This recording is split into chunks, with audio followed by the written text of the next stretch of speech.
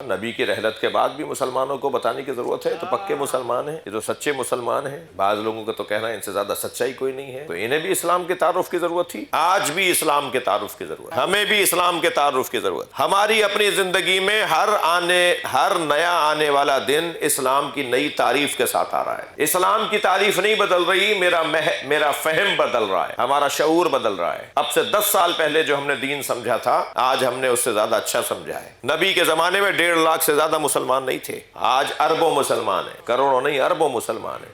سرکار کے زمانے میں 1.5 لاکھ سے زیادہ مسلمان نہیں تھے۔ تو جیسے جیسے اس کا تعارف عام ہوتا جا رہا ہے، ایسے ایسے اسلام کی طرف لوگوں کی رغبت بڑھ رہی ہے۔ ہم جتنا اس گھرانے کا ذکر کریں گے اتنا ہم اسلام کا تعارف کروائیں گے۔ صحیح بات ہے، حقیقی بات ہے۔ مسلمان کی تاریخ اور ہے، اسلام کی تاریخ اور ہے۔ مسلمان کی تاریخ بادشاہوں کی تاریخ ہے، مسلمان حکمرانوں کی تاریخ ہے، سرحدوں کی تاریخ ہے۔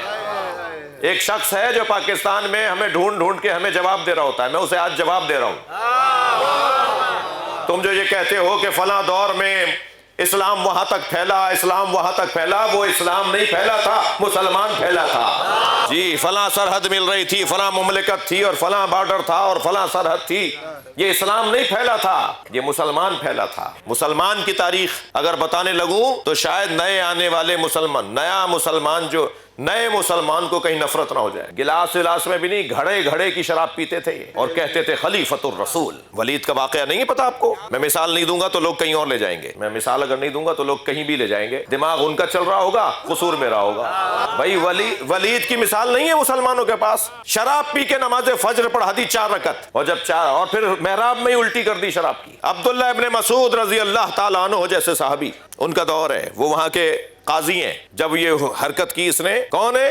خلیفۃ الرسول کا نمائندہ، اور خود کو کہتا ہے میں خود خلیفۃ الرسول ہوں، بعد میں دعویٰ بھی کر رہا ہے۔ اور کہا کہ کیا کیا آپ نے؟ کہنے کیا کیا کہ آپ نے 4 رکعت پڑھا دی؟ کہا کم پڑھائی کیا، 2 رکعت اور پڑھا دوں؟ یہ حالت۔ اور جب جناب عبداللہ ابن مسعود نے خط لکھا کہ یہ ہو گیا، یہاں پر اسے بلا لیا گیا، جب مدینے میں بلایا گیا تو کہنے لگا کیا حکم ہے؟ جو حکم ہے مجھے لگا دو۔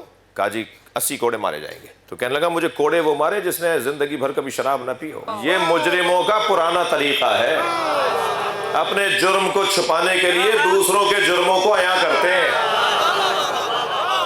کہنے لگا مجھے کوڑے وہ مارے جس نے زندگی بھر شراب نہ پی ہو۔ شرم آتی ہے کہ لوگ گردنیں جھکانے لگے۔ کون مارے اسے کوڑا؟ سوائے علی کے کوئی نہیں اٹھا۔ مولا نے تازیہ نہ اٹھایا اور جا کے 80 کوڑے مارے، 80 کوڑے علی نے مارے۔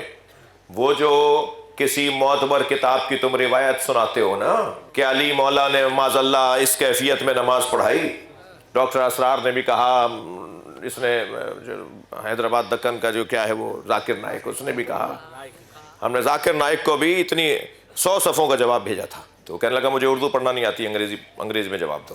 تو پھر ہم نے انگریزی میں جواب دیا، یعنی اسی خط کا جواب، پرانی بات ہے یہ، کوئی 10-15 سال پرانی، ہم نے اس کو جواب دیا۔ تو کہنے لگا کہ میں نے یہ ساری دلائل میرے پاس ہیں، یہ آپ لوگ صحیح کہہ رہے ہیں، مگر آپ کچھ لوگوں کو برا کہنا چھوڑ دیں تو ہم یہ باتیں بھی چھوڑ دیں گے۔